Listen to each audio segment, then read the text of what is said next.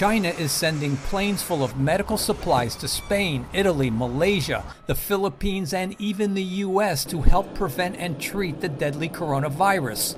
The Chinese outreach, analysts say, is working to improve its image in parts of the world. China's positive public diplomacy based on public goods, especially in the developing or less developed world, is probably going to accrue to China's soft power benefit. However, China's good work, analysts warn, is also part of a broad propaganda campaign to mute criticism that the global pandemic was set back by the authoritarian government concealing the outbreak for weeks, punishing doctors and dissidents who raised alarm about the coronavirus threat, and undercounting cases. In recent weeks, Chinese officials have seized on a false narrative that the U.S. military brought the coronavirus to China as scrutiny has grown over the origins of the outbreak that is threatening millions of people and trillions of dollars in global trade. China is an arsonist who's now trying to turn around and put out the fire that it started.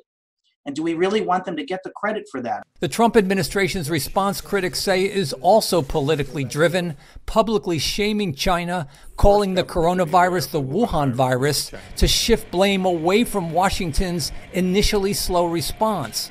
Even though the U.S. is providing millions of dollars in aid to fight the deadly coronavirus worldwide, the White House is signaling that some protective equipment should not be sent abroad to prioritize domestic needs.